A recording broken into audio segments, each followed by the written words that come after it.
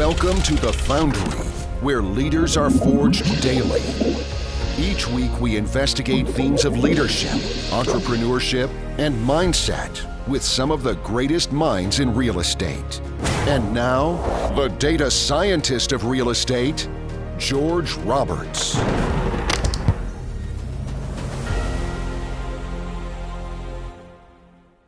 Welcome back, entrepreneurs. Today's guest is someone who's making waves not only in commercial real estate, but also as a philanthropist. I know that making a genuine positive difference in the world is one of the topics that interests our distinguished audience, and that's why I'm excited today to have as our guest John Casmon, founder of Casmon Capital and co-founder of the Midwest Real Estate Networking Summit. Welcome to the show, John. George, thank you for having me. Excited to be here today, man, and excited to talk to you. All right, awesome. Well, you really reinvented yourself multiple times. And when people start something out and they compare themselves to someone else who's already successful, I mean, this first iteration of your future success, you have no idea, how many stumbles somebody else has had, how many times somebody's mentored them along the way, how many times they've relaunched.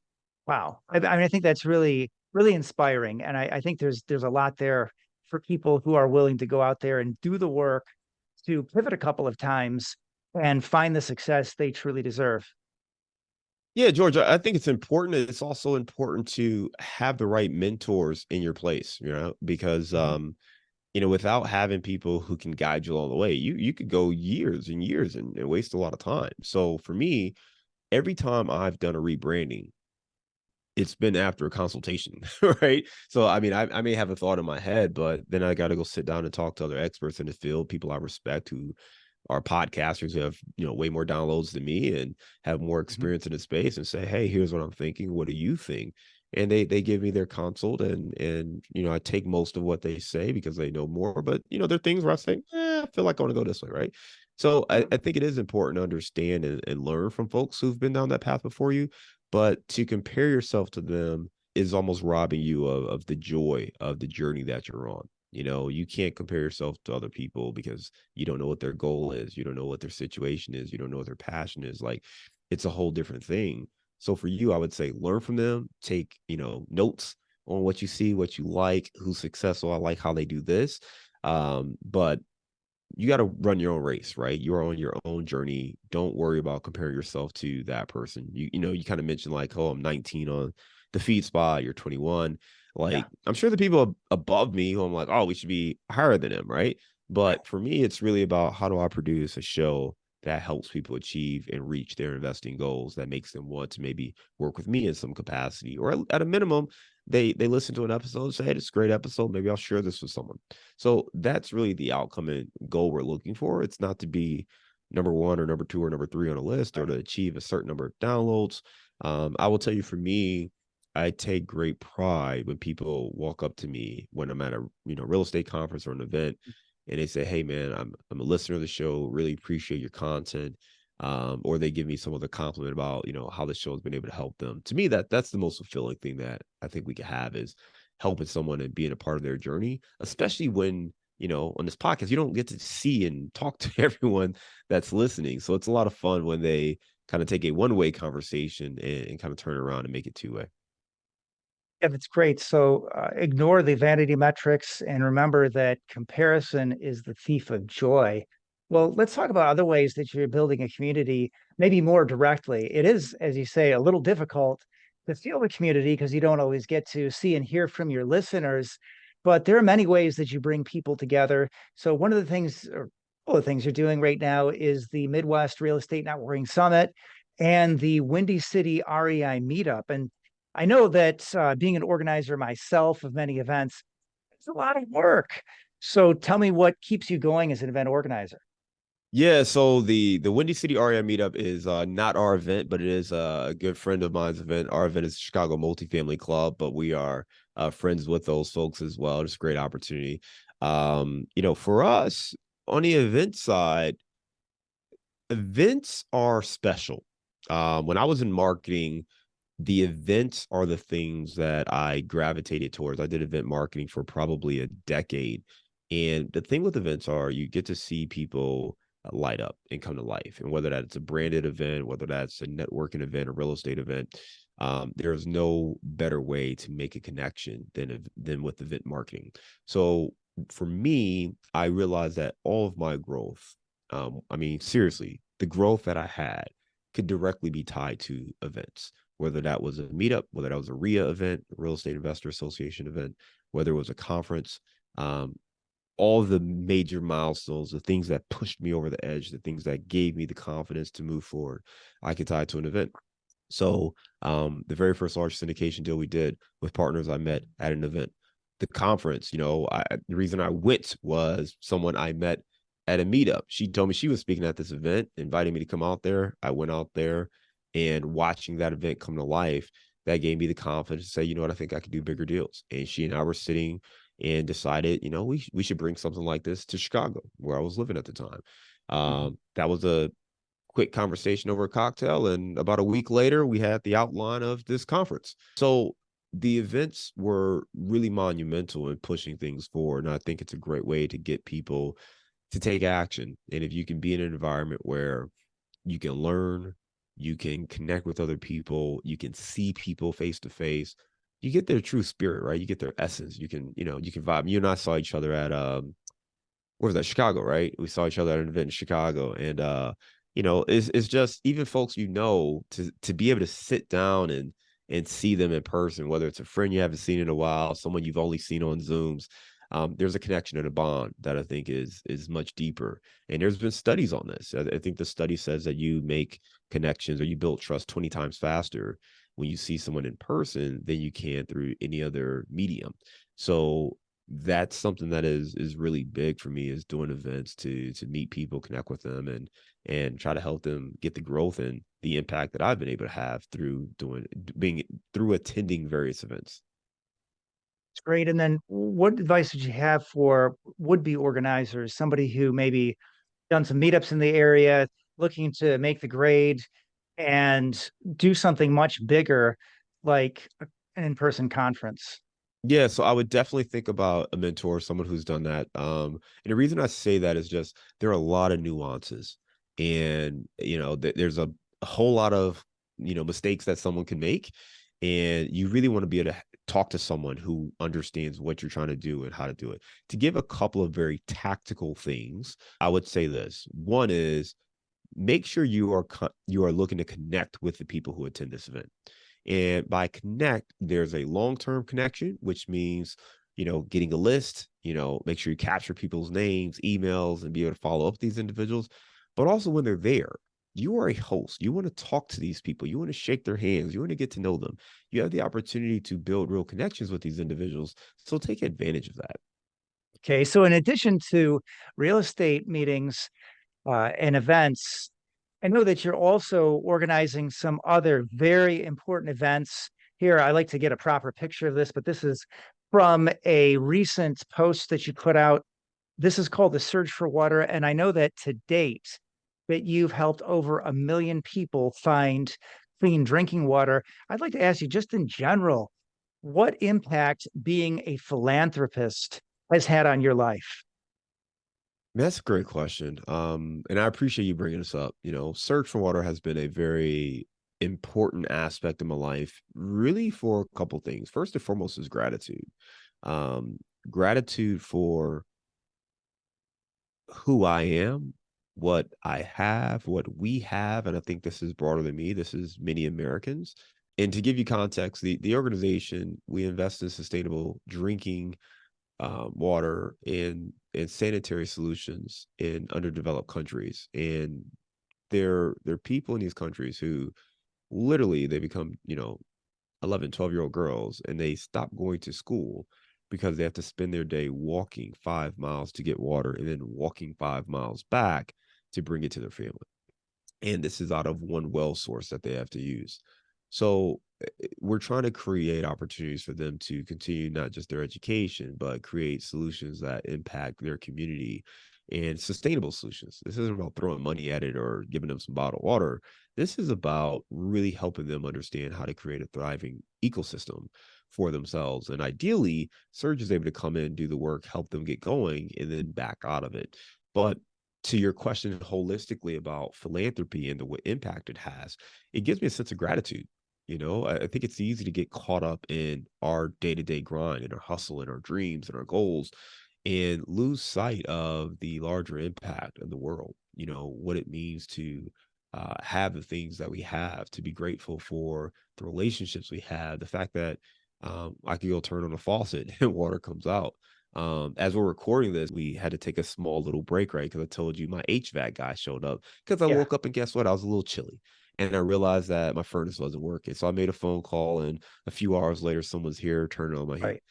Do you understand the benefit of that? Like the perk, first world problem of that for a few hours I had to wear a jacket in my house, Right. to be inconvenienced. And it's not to go all emotional, whatever. It's just to state that gratitude, it's really important for us to understand and respect that. And for me, it keeps me grounded, recognizing what my life was like at one point where I didn't have as much money, I didn't have as much food, I didn't have some of the options. If there was something I wanted, I couldn't just go get it. I had to plot and say, okay, I got to save X amount of dollars for X amount of time to be able to go do this. So that gratitude, I think, is really key. And when you see other people, it's key. And I would also say purpose. And just to give you the last little context, the person who started the organization used to work with my wife, and she left that firm to do this full time, and she was making no money. She just started taking a small salary a couple years ago, but when she left to go full time, she didn't take a salary. And at that time, I sat down with her because picture this: she left her 6-figure corporate job as a consultant to run this water organization that made no money. It just, every dollar went into the field. And she was personally getting on these planes and going over there, spending her own money to invest in these communities. And at that time, I was selling beer, right? I was doing beer advertising. So I'm sitting here and I'm just juxtaposing like that path. She's trying to find clean water for these people to survive, and I'm trying to get people to drink, a little bit more, light beer.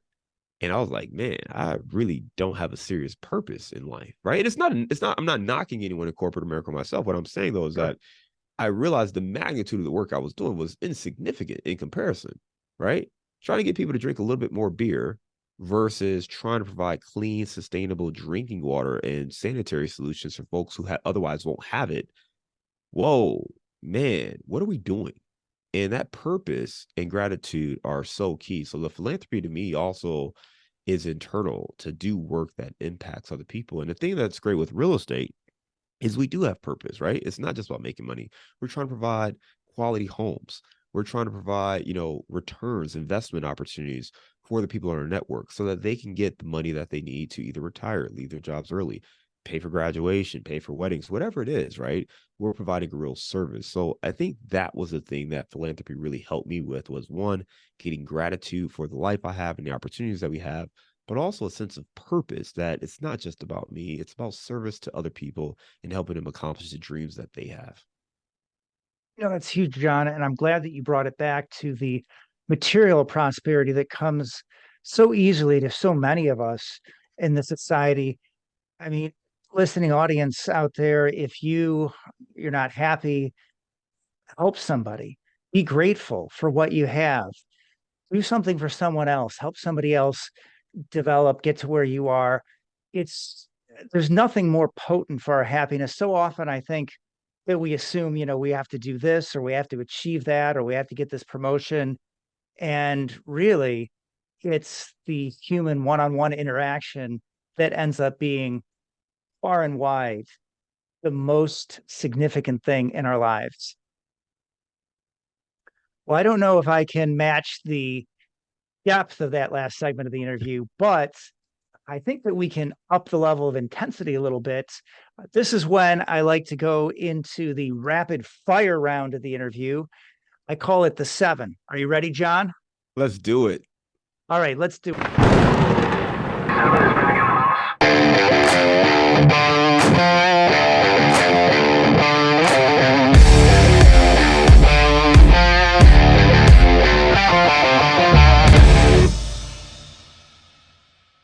So if you could have a billboard, what would it say?